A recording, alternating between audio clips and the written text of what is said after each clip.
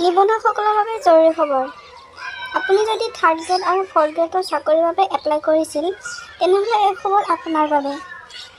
আপুনি যদি এপ্লাই কৰিছিল, আকৌ এবাৰ এতিয়া ৰেজিষ্ট্ৰেশ্যন কৰিব লাগিব। অসম কেবিনেটৰ বৃহৎ সিদ্ধান্ত। যদি আপুনি এই সিদ্ধান্ত আপুনি শুনিছে, অসম কেবিনেটৰ ফালৰ পৰা কি সিদ্ধান্ত আহিছে, সেই যদি আপুনি আগতে শুনিছে, মোৰ ভিডিঅ'টো স্কিপ কৰি ল'ব পাৰিব। যদি শুনা নাই, আপোনাৰ ভিডিঅ'টো শেষলৈকে শুনি যাওক।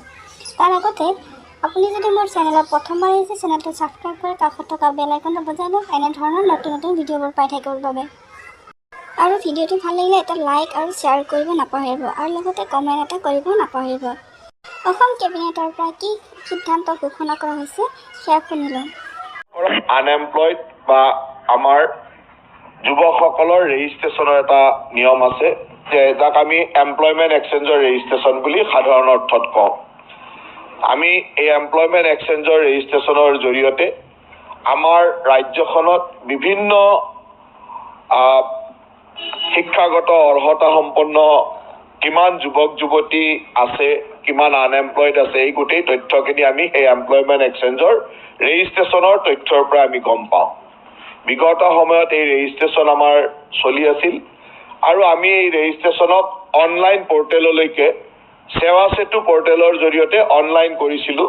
আৰু যোৱা কিছুদিন ধৰি আমাৰ অনলাইনতে ৰেজিষ্ট্ৰেশ্যন চলি আছিল, যিটো আগতে এমপ্লয়মেণ্ট এক্সচেঞ্জবিলাকৰ অফিচত গৈ মানুহে ৰেজিষ্ট্ৰেশ্যন কৰিছিল। আমি পিছলৈকে ইয়াক অনলাইন পৰ্টেললৈ আনিলোঁ, আৰু অনলাইন পৰ্টেলতে আজিকালি সকলোৱে ৰেজিষ্ট্ৰেশ্যন কৰিব পাৰে। কিছুমান স্পেচিফিক কাৰণত য'ত আমাৰ অফলাইনৰ প্ৰয়োজন হয়, যেনেকৈ NRC ৰিলেটেড কথা হ'ব পাৰে বা অন্যান্য দিব্যাংগজন হ'ব পাৰে, এনেকুৱা কিছুমান স্পেচিফিক কাৰণত আমি অফলাইন ৰেজিষ্ট্ৰেশ্যনো এমপ্লয়মেণ্ট এক্সচেঞ্জত গৈ কৰে।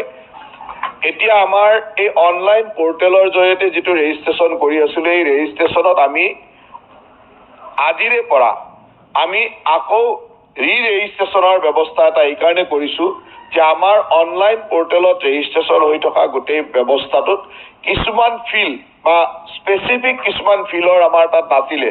যেনেকৈ আমাৰ তাত ইঞ্জিনিয়াৰিং গ্ৰেজুৱেট কিমান আছে, কিন্তু কিমানজন কেমিকেল ইঞ্জিনিয়াৰ, কিমানজন মেকানিকেল ইঞ্জিনিয়াৰ, একেবাৰে স্পেচিফিক। আৰু আজিকালি বহুত নতুন নতুন ফিল্ড ওলাই গ'ল, যি ফিল্ডবিলাকৰ ডাটাটো আমাৰ অত্যন্ত প্ৰয়োজন। সেইকাৰণে আমি এতিয়া অনলাইন পৰ্টেলত ৰেজিষ্ট্ৰেশ্যন কৰি থকা সকলো ৰেজিষ্ট্ৰেশ্যন পঞ্জীয়নভুক্ত যুৱক যুৱতীক আমি আজি এই প্ৰেছ মিটৰ জৰিয়তে আহ্বান জনাইছোঁ যে অহা 2টা মাহ, জানুৱাৰী মাহ আৰু ফেব্ৰুৱাৰী মাহ, এই ৰেজিষ্ট্ৰেশ্যন খোলা থাকিব। ফেব্ৰুৱাৰী মাহৰ 29 তাৰিখলৈকে এই ৰেজিষ্ট্ৰেশ্যন যাতে সকলোৱে নিজে নিজে এই অনলাইন পৰ্টেলত গৈ কৰে। তেওঁলোকৰ ৰেজিষ্ট্ৰেশ্যন আছে, তাক মাত্ৰ অনলাইনত আপগ্ৰেড কৰি দিব লাগে। তেওঁলোকৰ কিছুমান ডাটা আমি নতুনকৈ বিচাৰিছোঁ।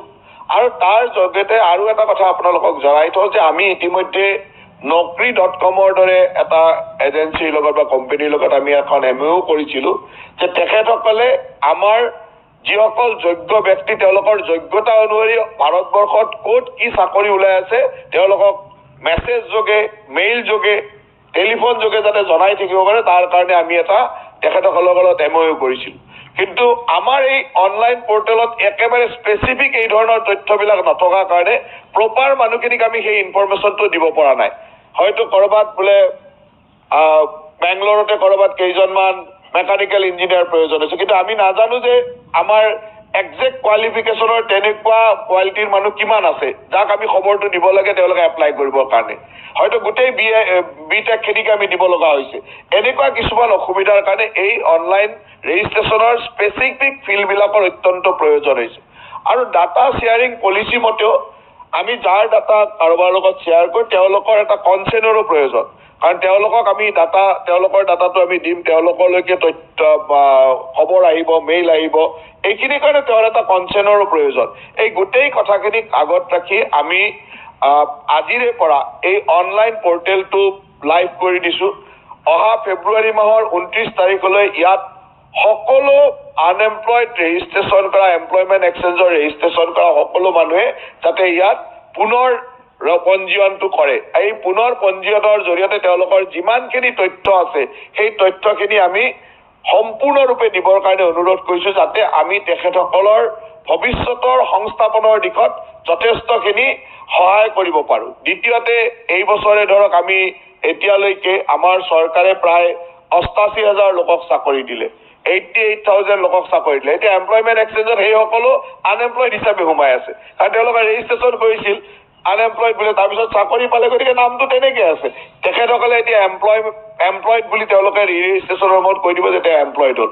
ইয়াত এমপ্লয়ড লোকেও ৰেজিষ্ট্ৰেশ্যনত থাকিব পাৰে, যে যোনে এমপ্লয় হৈ গ'ল তেওঁলোকে এমপ্লয়ড বুলি ৰেজিষ্ট্ৰেশ্যন কৰি থৈ দিব, তেওঁৰ বেটাৰ এমপ্লয়মেণ্টৰ কাৰণে সেই স্কোপটো থাকিব। কোনোবা এনেকুৱা থাকে যে 18 বছৰৰ তলৰ 14 বছৰৰ ওপৰৰ ল'ৰা ছোৱালীও ইয়াত ৰেজিষ্ট্ৰেশ্যন কৰিব পাৰে, কাৰণ যিসকল চাইল্ড লেবাৰত নপৰে, চাইল্ড লেবাৰৰ পৰা ওপৰৰ 14 to 18 ইয়াৰ্ছ কোনোবাই যদি তেনেকুৱা ধৰণৰ কাম কৰিব খোজে, শ্ৰমিক কাম কৰে, তেওঁলোকেও ৰেজিষ্ট্ৰেশ্যনটো কৰি থব পাৰে। গতিকে 18 বছৰৰ তলৰ বা 14 বছৰৰ ওপৰৰ ল'ৰা ছোৱালীৰ ৰেজিষ্ট্ৰেশ্যন ইয়াত থাকে।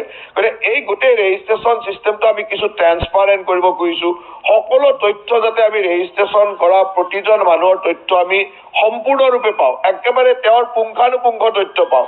তেওঁ কি, তেওঁৰ কোৱালিফিকেশ্যনৰ তথ্য, তেওঁৰ এজ, তেওঁৰ হবি বা তেওঁৰ ইণ্টাৰেষ্ট, কি চাকৰিৰ কাৰণে তেওঁ কোৱালিফাইড।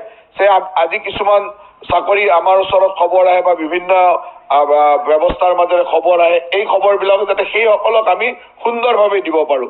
আজিকালি মেছেজৰ জৰিয়তে দিব পাৰি, মেইলৰ জৰিয়তে দিব পাৰি। এই ধৰণৰ তথ্যবিলাক ল'বৰ কাৰণে আমি ৰেজিষ্ট্ৰেশ্যন ব্যৱস্থাটো আমি খোলা ৰাখিছোঁ। ইয়াত আমাৰ সেৱা সেতু পৰ্টেললৈকে গৈ, সেৱা সেতু assam.gov.in গৈ এই সেৱা সেতু পৰ্টেলত আমাৰ যিটো employment.assam@gov.in এমপ্লয়মেণ্ট এক্সচেঞ্জৰ যিটো পৰ্টেল আছে তালৈকে গৈ ইয়াত ৰেজিষ্ট্ৰেশ্যন কৰিব পাৰিব। আৰু মই সকলোকে আহ্বান জনাইছোঁ যে অহা ফেব্ৰুৱাৰী মাহৰ 29 তাৰিখৰ আগত যাতে সকলোৱে ৰেজিষ্ট্ৰেশ্যন পুনৰ পঞ্জীয়ন কৰে, আৰু এই পুনৰ পঞ্জীয়নৰ তথ্যৰ পৰাই আমি যাতে ভৱিষ্যতলৈ তেওঁলোকৰ এমপ্লয়মেণ্টৰ সুবিধাৰ কাৰণে বিভিন্ন ধৰণৰ তথ্য